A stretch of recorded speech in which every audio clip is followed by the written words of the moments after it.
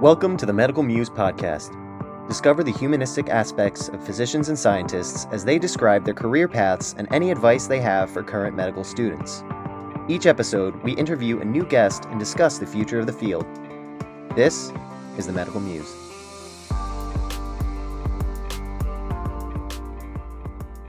Hello, my name is Daniel Epstein. I'm here with Raj Kavadi, and this is our first podcast. So, Raj. Hi, everyone. We have Dr. Samiksha Prasad here with us today.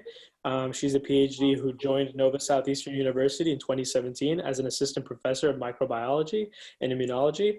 Currently, she teaches bacteriology and virology in multiple H.D. colleges and also serves as the Biomedical Informatics Thread Director at the Kiran Patel College of Allopathic Medicine. Dr. Prasad has 3 years of experience as a facilitator using multiple learning modalities with an integrated preclinical medical education curricula. She also has an active research program focused on human microbiome research, as well as analyzing the CRISPR-Cas9 technology as an applicable tool in medical interventions for HIV treatment and Duchene Muscular Dystrophy Syndrome. She serves as a member on a number of committees, including the NSU MD Diversity Committee, Pre-Clerkship Curriculum Committee, Medical Education Research Committee, and Student Progress and Advising Committee. Dr. Prasad earned her bachelor's in technology engineering degree in genetic engineering from Allahabad Agricultural University in India and her Ph.D. in microbiology and cell science at University of Florida. She continued on at the University of Florida to complete postdoctoral research on parasitic proteomics and immunology. During this time, she also taught undergraduate, graduate, and medical science courses at the University of Florida, Santa Fe College, and Polk State College. Dr. Prasad enjoys teaching and research and firmly believes that more than imparting knowledge, it is important to promote critical thinking and scientific thought. Thank you for joining us today, Dr. Prasad. Thank you. Thank you so much for the wonderful introduction. That summarized everything pretty well, my last 10 years, but thank you. So tell us a little bit about yourself. Where are you originally from? Well, I'm originally from New Delhi, India. I grew up there, and my dad was in the Indian Air Force, and my mom was a principal of a high school there. And they both are retired now, but that's what I grew up with. And it has always been a very cherished memory to be a defense kid and have those amazing experiences, which only probably people in defense can have, at least in India. I'm not sure about here, but yeah, so I grew up there, and I always wanted to do my higher studies here in United States, because not just that the quality of education is at a higher level, but also the degree you earn, I think, has the most value throughout the world anywhere. And I always wanted to just go a little more outside my comfort zone to go ahead and experience not just like a new discipline or a discipline in a much more depth or in-depth, but also just meet new people from different cultures, experience all of those things as well. So that's why after growing up in India and doing my undergraduates there, I came to United States for my graduate school. So being from a military family, I know here a lot of military families have to move a lot. Was that common in India as well, or? Well, it is very common in India, and a lot of my friends used to keep moving around. But fortunately, I think for me, by the time I was born, I have an elder sibling. My sister had to move around a little bit. By the time I was born, my dad was already the commanding officer, so he didn't have to move as often. And even the time when it came for him to move, only he moved. And me and my mother and my sister, we kept the home base in New Delhi because of our schooling and everything else going on. So fortunately, I didn't have to move that much. I did my entire schooling in New Delhi, but we used to visit him a lot for every possible holiday possible. So it was actually a lot of fun, and it made me feel that, or it gave me the skills to be very outgoing and be able to meet people and be friends with anybody. So from a very young age, I knew that, okay, whenever we're going somewhere else, I'll have these new group of people which I have to become friends with for a month or something. So it was always really nice. And it's actually fun because now with social media present, I can actually connect back to a lot of people. I probably met only once for a month or something, but for that particular station my dad was posted in. But now we're actually becoming much, bigger friends and at a much more deeper level with the help of connecting with each other later on. So it's actually very nice. That's awesome. Yeah, social media has helped with that. You can kind of build those connections and kind of keep them active over many years. So how old were you when you actually did decide to move to the US? So actually, I've been a little unconventional compared to a lot of Indian students. So most of the time, at least most of my friends have completed their undergraduate degrees staying with their parents. But I moved out of my house at the age of 17 because I did my undergrads in Allahabad, which was in a different state than New Delhi. And then pretty much when I was entering first year of my undergraduate school, I already knew that I want to apply for my higher studies and I want to apply for my higher studies in United States. That was a very intentional choice. And it was always because, again, like I said, that it wasn't just because of the actual academic stuff, but it was also because of just going out of your comfort zone and knowing that, okay, if your parents have all these resources which they've provided for you, then you should use that as to the maximum potential probably you can and get the maximum, not just academic experience out of it, but also life experience out of it. So that was a very intentional choice from the beginning of my undergrads itself. And then in 2011, I was finally coming here for my graduate school at University of Florida. How did you choose that university? University of Florida seemed to be the best choice. And it was also one of my top priorities because I knew a friend already there. It was microbiology and cell science, which was something I really was interested in. And the department was very, very well renowned in the United States. So it wasn't just about University of Florida being a really nice school. It was also the particular department I was going to go in, which was really nice. So that was something I looked into. And then the last thing was that they did provide me 100% scholarship, so can't say no to that. And it was good to have a stipend being given while doing your studies, and that really helped me out because, it's not that easy for most people. I mean, my parents would have helped me out financially to cover my expenses from coming to India to here, but if you can do that by yourself and get paid on top of that, why not? So that was really nice. So because of many factors, I chose, and who doesn't like the beach over here in Florida? Little did I know that once I came to University of Florida, I did not know that it does not have a beach around for at least 1.5 hours driving anywhere in any direction. So that I got to know later on. But overall, it was nice weather and I liked it. So that's why I joined. Yeah, well, now you have Nova in Fort Lauderdale, so you have... Exactly. So my dreams are coming true there. So would you like to tell us about some of your research, your graduate research, and then your postdoc at UF? Oh, yeah, sure. So for my graduate school, I came to the direct route of I would do some rotations in different labs and then choose which one is the best lab to go into for my interests and in many other factors as well. So fortunately, I've had pretty good advising throughout my academic journey because I was advised not just by professors and colleagues here, but also from my undergrads and people I just knew in New Delhi, that they always said that go to a well-funded lab and go to a lab which is doing research which you really, really like, because it's almost like a marriage. You're there for a very long time, at least 4 or 5 years.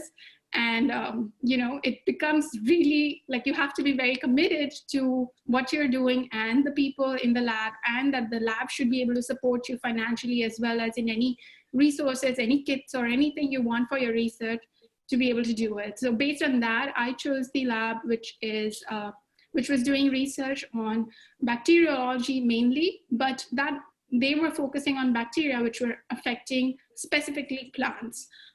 So my bacteria, Liberibacter asiaticus, it is actually a very fascinating bacteria till date because it has not been able to be cultured inside lab conditions.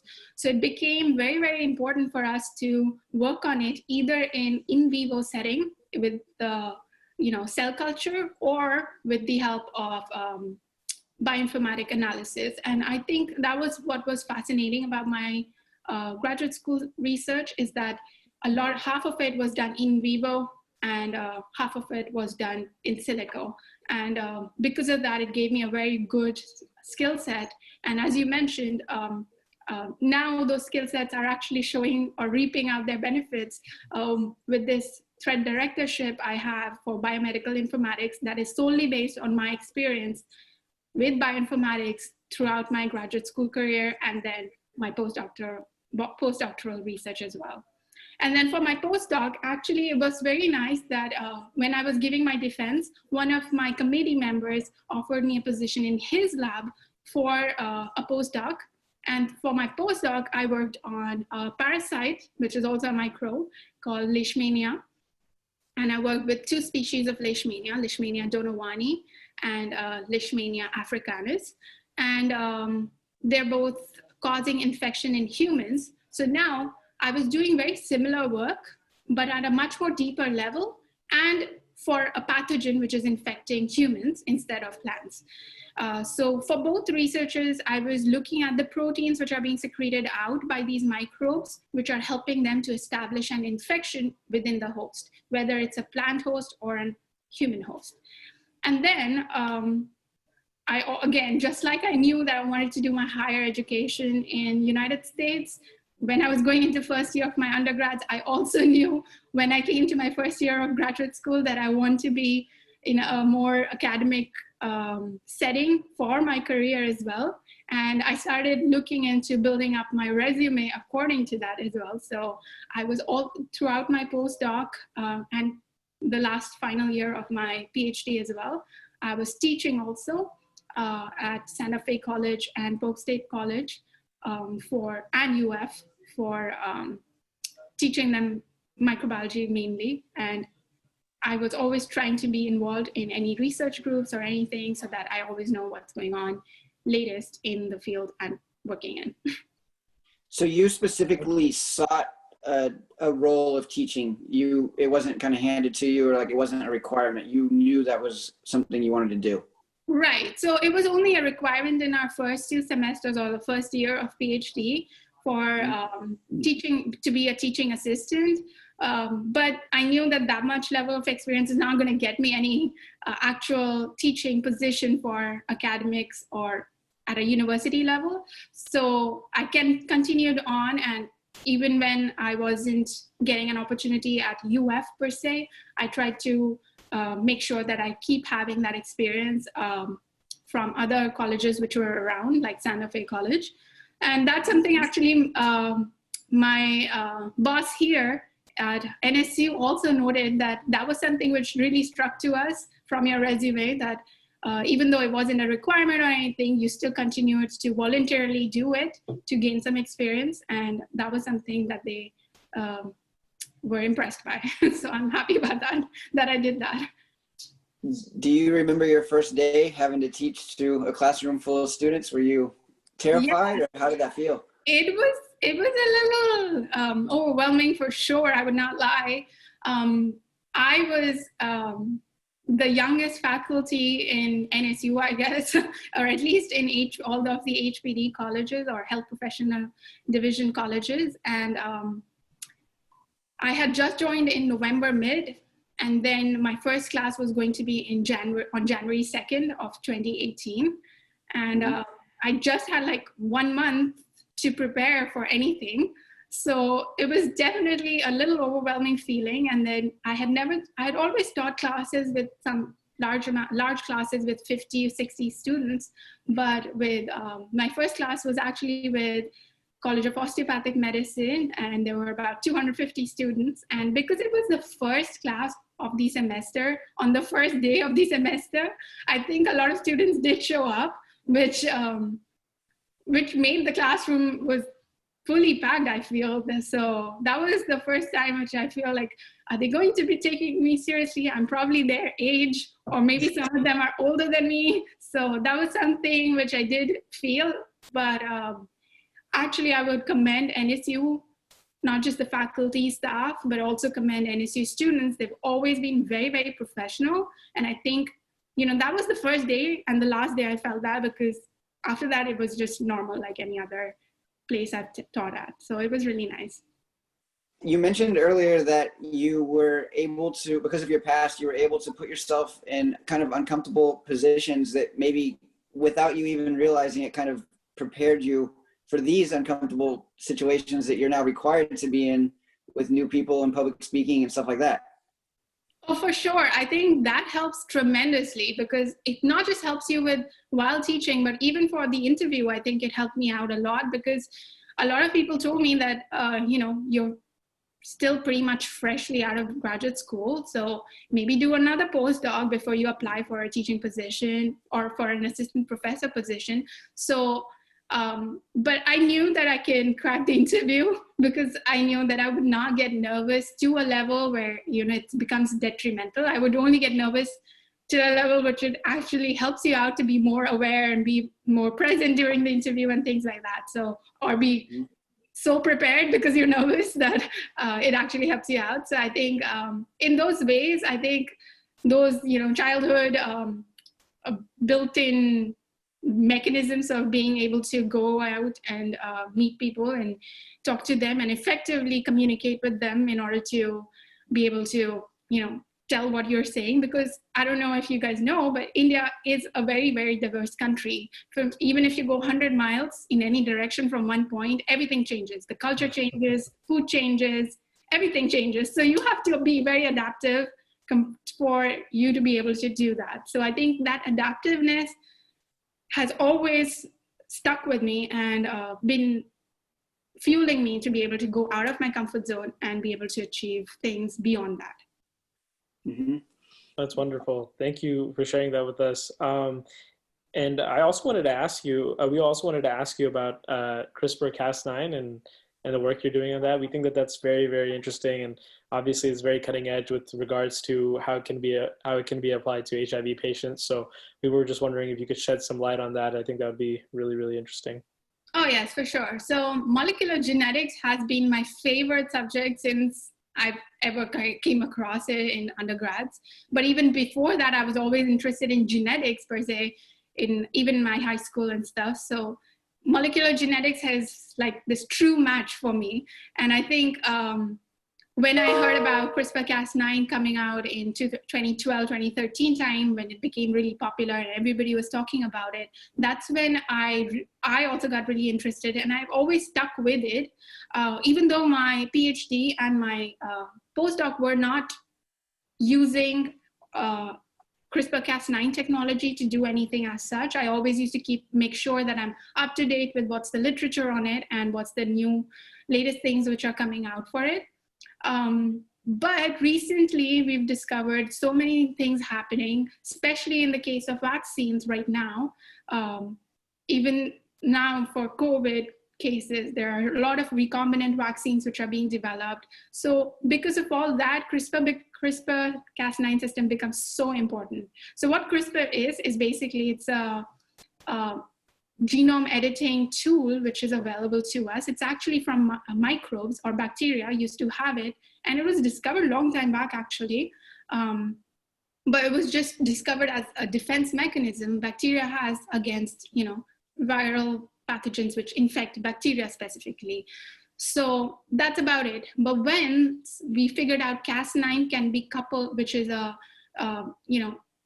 nuclease enzyme which is there to cut DNA at specific locations. Once we figured out that Cas9 can be coupled with CRISPR to almost precisionally go and surgically remove a portion of DNA or add a portion of DNA or just remove one base or add a new base. If you can do that much level of precision genome editing with this tool, then the possibilities are endless. So it's being used in agriculture, it's being used in medicine field for sure a lot, and it's being used a lot in pharmaceuticals and things like that. So I feel that it has a lot of potential, and it's always nice to be associated with something which has a lot of potential and be able to join it at a very preliminary stage, so that by the time it hits its peak, you're also an expert in it. So I think that's why I always keep a close eye on what's going on with that. And right now I'm looking into what are the medical interventions which are happening because of CRISPR in the field of HIV treatment and many other genetic disorders. And actually I'm looking to start something with cancer therapy as well, because CRISPR-Cas9 is a very viable tool for cancer therapy as well. So there's a lot which is going on, and I want to see what studies are out there, do some meta-analysis on them, and see what's the potential success rate of CRISPR technology for these particular treatment options. And it'll be really nice to do a meta-analysis right now and see the success rate, and then follow it through after like 5 years, do another one, and then see maybe the success rate has increased, and what made that success rate increase will be a very good thing to look at. Yeah, that sounds very interesting. If you end up needing any help with that, feel free to reach out. For sure, yeah. You guys have always been pretty proactive about research as well, which I think is great. So for sure. So my understanding, and I guess correct me where I make errors here, but essentially, so CRISPR can edit your genome. So when HIV infects you, they actually insert their DNA. And so you would take CRISPR to come in to our cells, cut that DNA out. So it would be, if it worked out the way we would like it to, the first actual cure of a virus like HIV, rather than what the current treatments are, just kind of not curing it, but managing it. Is that kind of? That's correct. I mean, this is a very simplified way of saying it, that, okay, it'll cut it out. There's a lot more complication associated with it. But yes, essentially, if you want to bring it down to, just the essence of it, yes, it is a potential cure, not just for HIV, but for also cancerous cells. So you can go, and any oncogenes which are being turned on or something, you can go and edit them out. So, though CRISPR technology is basically you changing DNA. So even genetic disorders, which a child is born with, sometimes if you do some genetic testing of the fetus which is developing then, and you recognize there are some genetic disorders which are going to be present, you can actually go and probably help out in editing out that particular genetic disorder. And by edit, I don't mean just removing, but I also mean that sometimes you can replace, sometimes genetic disorders is just one base pair being faulty, and then with the help of genome editing tool like CRISPR, you can go and just replace that faulty nucleotide base with another one which is correct. So these are all very good possibilities. Right now, there are ethical concerns related to CRISPR technology, because even though saying these things, they look like very fantasy, peachy, sunshine things that, okay, you can cure HIV, but you have to see the ethical issues associated with it. We have to be very careful with genome editing for sure, because it is, after all, you changing a person's genome. And you have to make sure that you're doing all the risk assessments for what are the downstream effects of this going to be. For HIV, the best way to do it, which I'm actually looking into, is the removal of CCR5 cytokinin co-receptors, which is also helped in docking the virus. So if the receptor is not present on our cells, our host cells, the virus is not able to dock to the host cell and insert its genome into it.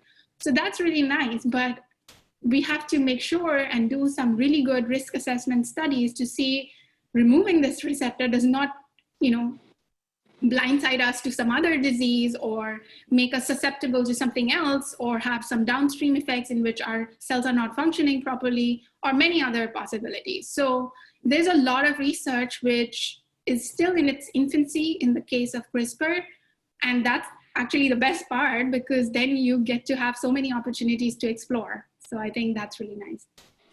That's interesting. So in this case, you would actually be targeting the cells before they were infected rather than the already virally infected cells.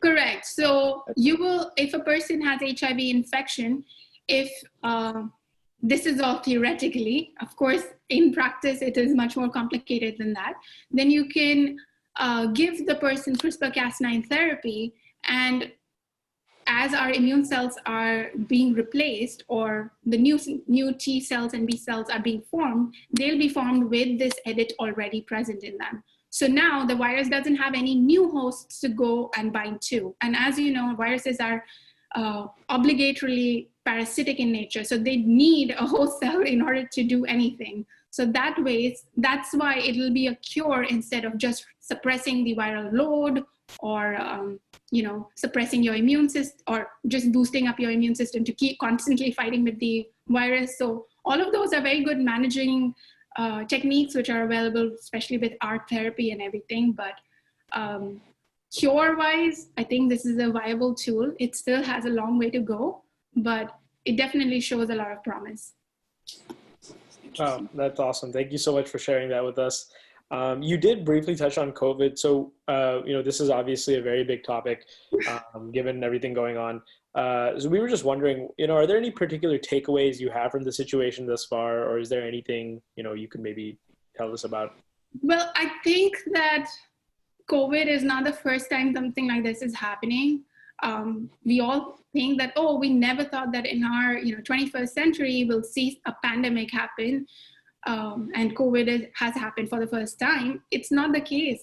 We had SARS in 2002 and we had MERS in 2012, and both of them, like COVID or SARS-CoV-2, which causes COVID, is actually mimicking exactly the pattern of SARS and MERS, and they're all from coronavirus family.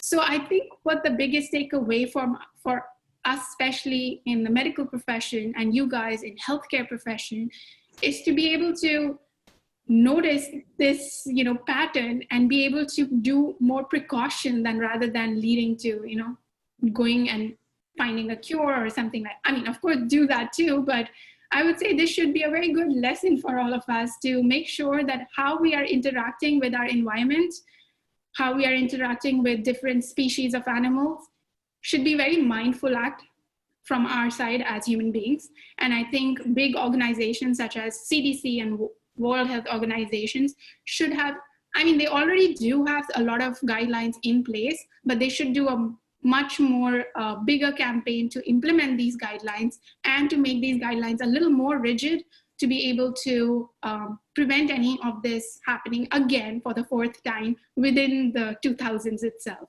So that's something I would say. And then the second thing I would say about COVID is that as of now, I think we all have to be a little, reflecting back and do some self-reflection and be able to say that, okay, in this whole thing, maybe my role is not that big, but whatever I can do, it's something I should be doing. It should not be a choice to do. It should be something which is a duty and you need to fulfill that. Like wearing a mask, it's very simple. I know it's not fun, but so is wearing a seatbelt is not a fun. It's uncomfortable, but we do it. So right. Might as well do the mask thing too. I don't think there's any logical reasoning you can provide against that. So that's the smallest thing you can do when there are people who are doing so much more, risking so much more for it. So this is a very small thing you can do. And irrespective of what, sometimes government guidelines and everything are very influenced based on the political climate and everything, especially we can see that here happening in the United States. But as a microbiologist, I would say that you can have people recommending you a lot of things, but you should be following what is science is backing up and what you think your responsibility is. I don't think you should be going by just because your county is not mandating this particular procedure, you don't need to do anything about it. I don't think that should be the mindset we should have.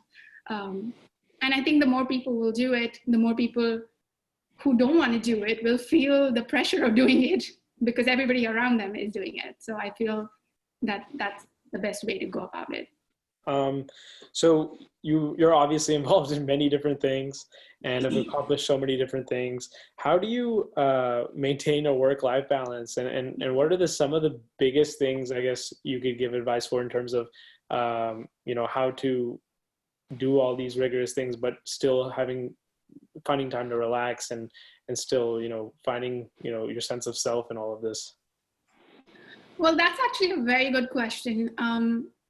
I feel that I'm in a unique position, at least anybody who's come from a different country is in a unique position because they've seen two perspectives of how this work-life balance is achieved.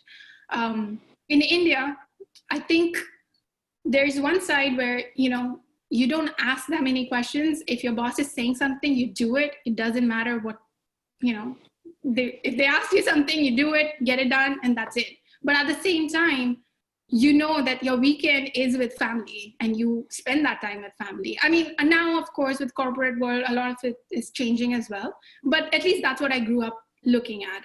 And then I came here where there was so much flexibility that, if your boss is saying something, especially in PhD and my postdoc, you were treated like a colleague instead of like a junior person.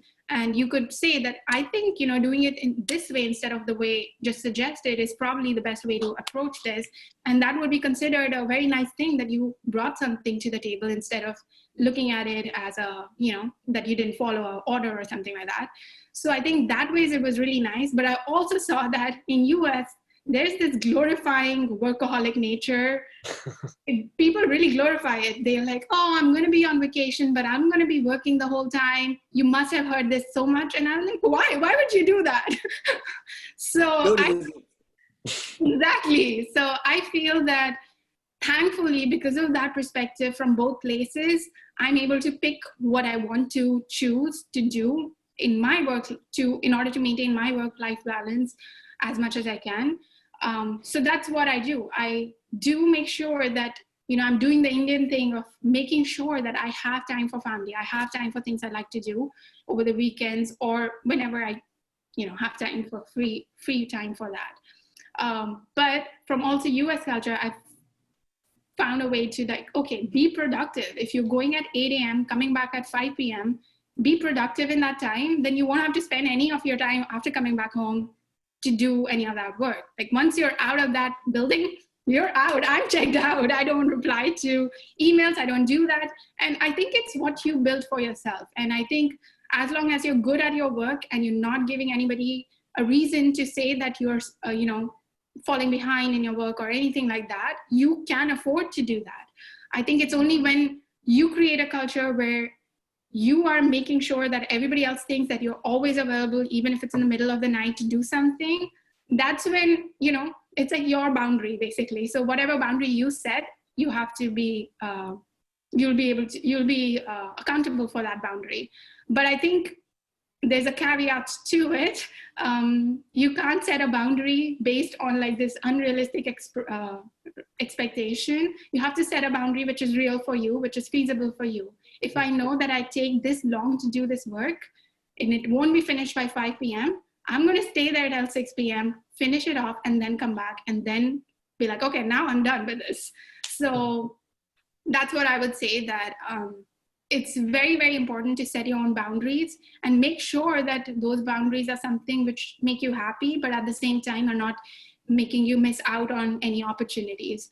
So that's what I do. I always put, or at least I've started putting, I was guilty of this in PhD a little bit, because that time I was learning a lot more about how to work, what the work culture is here. But now at least I've become more mindful of what I'm putting on my calendar and when I'm putting it. I put the activities I want to do, which give me some creative outlets or gives me some kind of relaxation first. Then I put my work activities, because if I put them in lower priority, work is never ending. It's always going to consume all of your calendar and you'll have no place to put anything nice on it.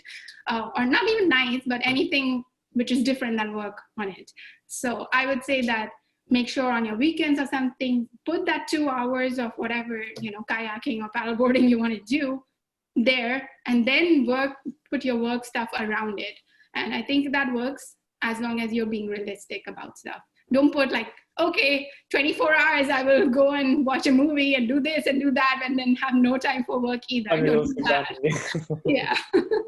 So have it a realistic boundary of things, and then make sure you're mindfully practicing that. Thank you for that. That's an awesome answer. So just to, I guess, follow up with that, if you're comfortable sharing, were there any particular failures in your life that taught you significant lessons? And also, what were some of your biggest challenges that you had to overcome specifically in your career? And what particular skills did you take away from those challenges? I think failure is something which is so much more often than actual achievements that, I mean, there have been so many multiple failures, which you do something, you invest a lot of time in it and effort in it, and then you realize that, okay, that did not pan out anything for me. But what I've realized, mainly from, this general default level of failure, is that that's life. Like, you have to do a lot of things a lot of times. The first time you play the guitar, you're not going to become Jimi Hendrix. You got to play a lot of times to be even a little bit close to that. So I treat most of these failures as that only. That, I don't know, there's this nice saying from, I guess, Thomas Edison or something, that I did not figure out the way to, to make a light bulb, but I did figure out a way to not make the light bulb, something like that. So I think that is my mentality for it. So on a basic level, that makes me feel very good and keeps me going, that, okay, this particular way does not work for this. Maybe let's find another way to do this. Mm-hmm. So I think that's what I go with. But specifically any particular failure, I would say, especially in PhD, when you're doing research work, there are some experiments which are, a week or 2 weeks long, and you really have to invest a lot of time, especially if they're like something when you have to look at the growth curve of the bacteria. Bacteria is not going to wait for you. If the bacteria grows for 24-hour period, you have to go there every hour to check for what's the measurement. So there were people in my lab who had, sleeping bags, who would sleep at the lounge area, and every hour they had a timer to go do that. And I did that too. Wow. So, you do that, but even after putting in all of that effort, sometimes in the end, you don't get the result for it. And something similar happened to me. We submitted this paper for one of my projects, and the reviewer sent back some comments, and they had a provisional acceptance for that paper. So unless we did this another experiment, they suggested to strengthen our hypotheses. They were like, as long as you do that and show us the positive results for that particular experiment, we'll accept it. Otherwise, we can't. I mean, they didn't talk about otherwise. So we did that experiment. I did that and it was a very long experiment like that, which took like 2-3 weeks out of my life every time I did it. And I did that multiple times, but it would just not give the correct, or not even the correct, but it would give the result it has to give. It was just not the result I was expecting it to have. And because of that, without that result, they were not going to accept the paper.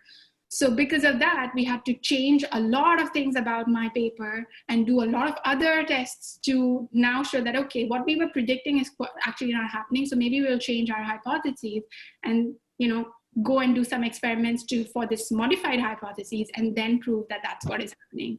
And I think at that point, especially when you're away from your home, you literally have no family, you have friends, but you really don't have any as such support system which you're very used to. That was probably the first time when I felt that, oh God, this is too much. And, is this what I want to do for my rest of my life? Keep doing things and then having no outcome, not even a publication. Publication is far off, not even a result, not even, it feels really bad at some point. But So what did you do when you get that feeling? What's your next step? Obviously you don't sit there and don't do anything about it, because here you are now doing a fantastic job with everything. So tell me about what your next step was and what you do when you get some news like that or some results that you weren't expecting. So I think you do exact same thing which I just talked about, that you find another way to do it.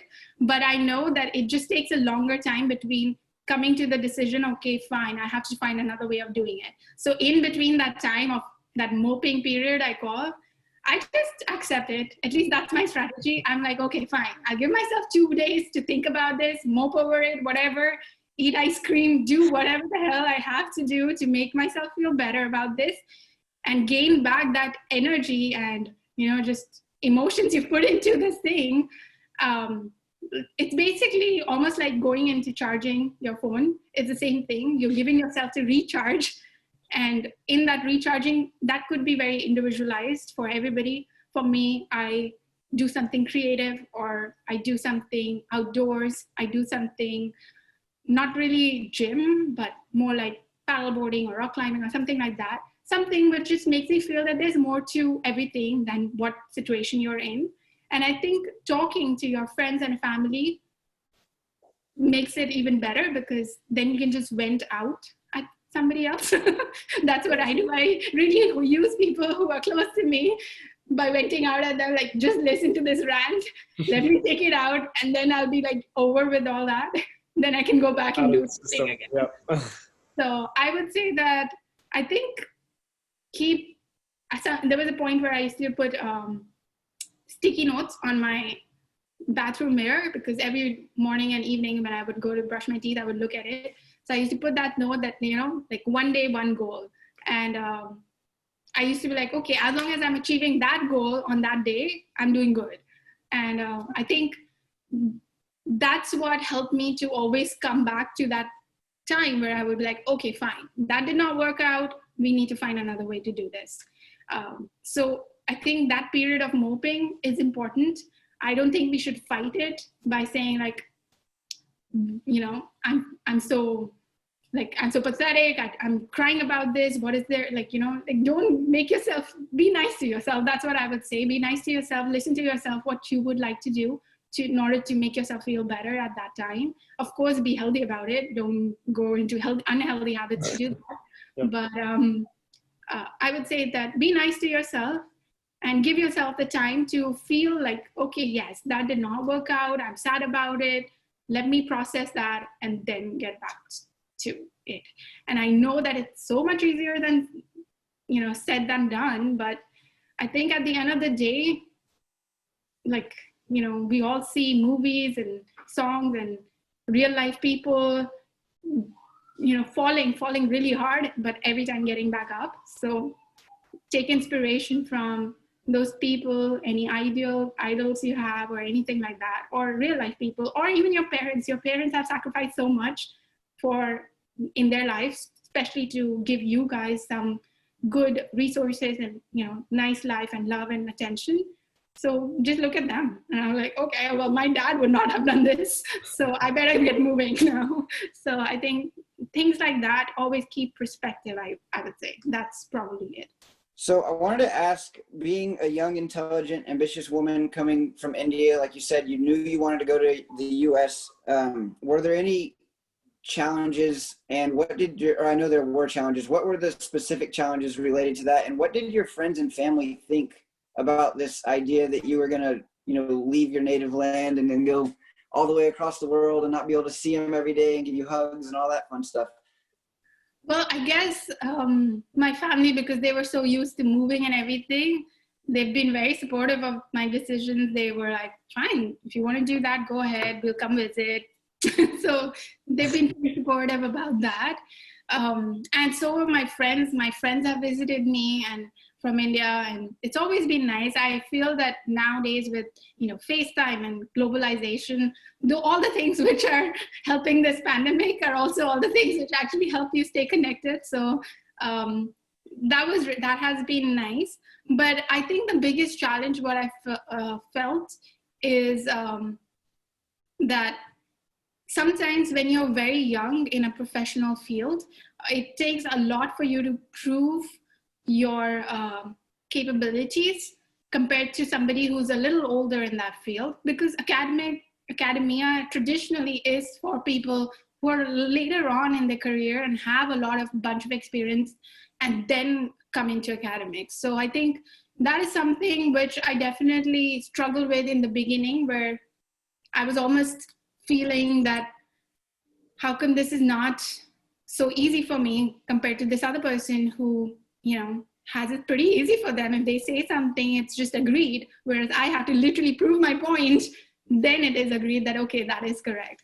So I think that was definitely felt, but I quickly realized that the reason for it, and I think once you start looking at a problem as a problem which is there with a solution-oriented mindset, I guess, it becomes easier to solve it. I could see that if that's the case, I'll always present something with a solution base or with a proven thing that, okay, I'm saying this based on these universities' guidelines, like, University of Florida, University of Wisconsin, all these med schools follow this. So maybe we should do this. So then you're basically backing up your point with something else. And I feel that we are in a very good situation where things are changing. They're in the infancy of changing in many ways, in terms of diversity, in terms of equality between males and females, in terms of age also. I think people are just more aware of the kind of biases they can have and the kind of problems a diverse or minority group can have. So I think that is already helping me out. But I think overall also, if somebody has a mindset of making you feel that because you're younger, you probably don't know much, it's fine. It's their problem, not mine.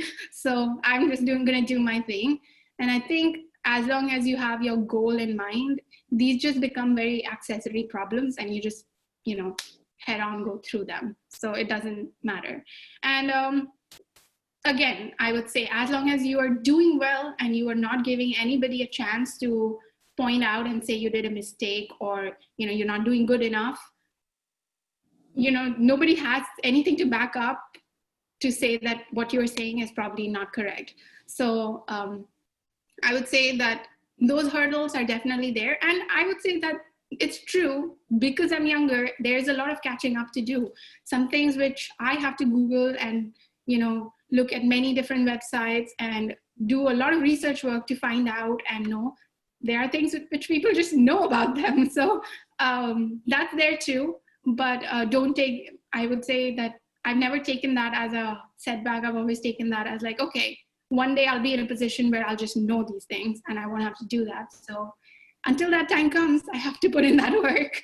So I think that has always helped me out. But I would say that overall, my excitement for anything has always been bigger than my,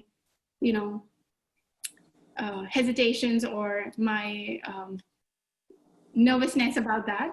So that has always fueled me. My excitement about something has always fueled me more. And that's why and because it has always been more than the percentage of nervousness or my hesitations about or reservations about that thing is, that it's always pushed me forward. So I would say that always fuel your excitement more about something, like even if you're going out of your comfort zone for something and you want to, you're having second doubts or doubts about what to do about it, always keep the excitement alive in it. And I think that'll fuel a lot of, even doubts or something you might have. So I think that is something I had to overcome a little bit in the beginning, but now it's not a problem. Like now it's just very regular. I think that's good advice for Raj and I right now, because we have zero experience interviewing people. And I know with every interview, we're just going to get a tad bit better. And, if we get 50 of them under our belt, it'll just kind of become second nature and we won't be as uncomfortable and we'll just figure it out as we go. That's good advice for us.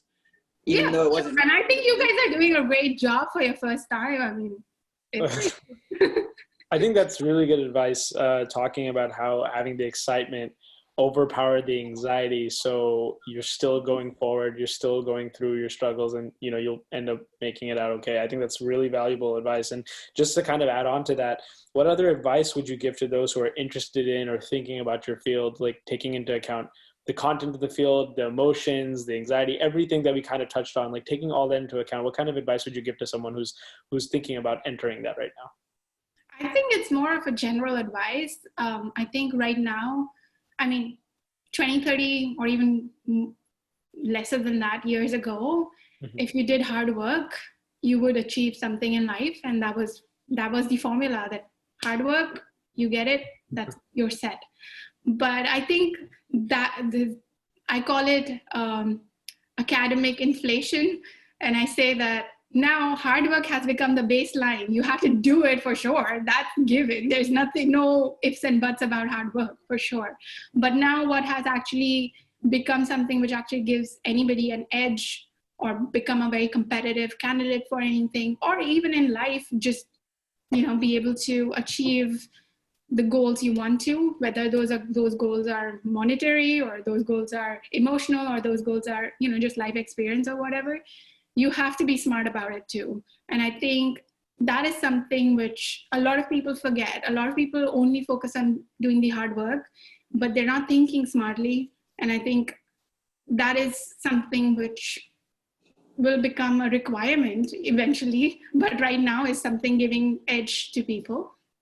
So like with you guys in medical schools, boards are merging together, like residencies are merging together. For MD school, the boards have become pass and fail. So, what is separating one candidate who passed everything from another candidate who also passed everything? You have to show what you did other than that. And I think that's where your smartness will come out. Like you guys have done this amazing initiative of starting a podcast, which not only helps you guys, but also helps the whole community of the students and other professionals in healthcare. So I think that already is a very, very good major start. But things like this always help you out. If I wouldn't have been smart about knowing that, okay, my resume is perfect, except that it's lacking teaching experience, I would have never got the job I wanted. So even if they really liked me, everything was there, but even then you have to qualify at least for the minimum amount of years for teaching. So I think because of those things, I was smart about it, that, okay, that's missing from my resume. That's something I have to target. So I would suggest that to everybody, especially medical school students, that look at the residencies you want to apply for. If they require this, give them 10 more things than that. And there's no way in hell that they'll not accept you then. So don't just do the basic minimum requirement. Like I said, hard work is minimum. Everybody will do it by the time you graduate. So do something smart also on top of that, and it'll add to your achievements. And I would say apply that in not just professional life, but also in personal life too.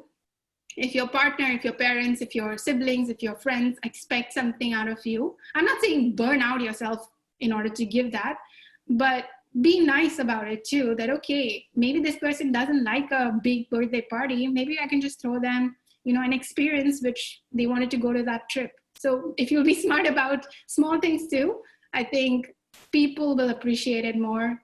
Recruiters will appreciate more, and everybody else will appreciate it more. And you yourself will feel better about it too, that, okay, I had to invest less time in it, energy in it, and it ended up being much bigger than what I could have done if I would have just gone the traditional way. That's amazing. Thank you so much for that.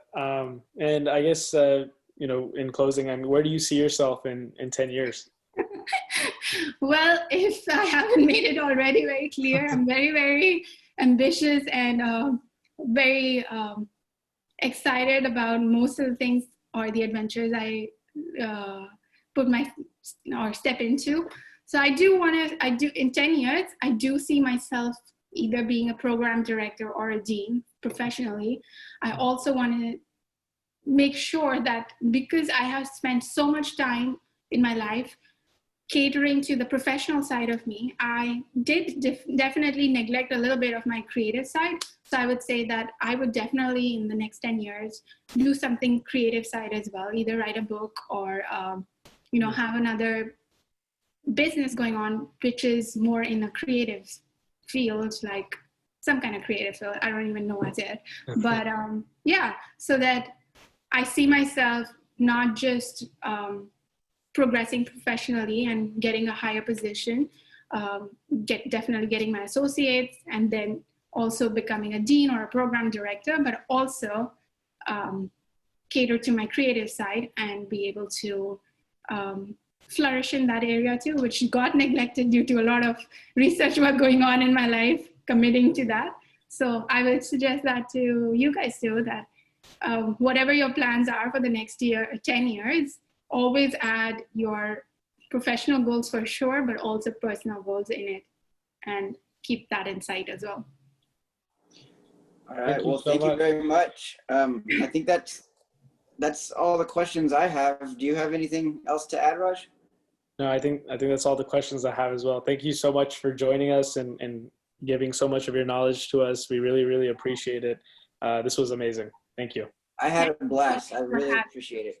Oh, thank you. Thank you guys for inviting me. And it really feels like an honor to be on your podcast, because I feel that this is a great initiative, and to be a part of it, I'm really, really glad and happy to be there as your first guest. Thank you so much. Thank you. The Medical Muse is produced by Timothy Crow. Your hosts are Daniel Epstein and Raj Kavadi. Music on the show by Foxy Music. For more information, check out foxymusic.com. Join us next time where we interview Dr. Elaine Wallace, the Dean of Nova Southeastern University College of Osteopathic Medicine. Lastly, we'd love to connect with you.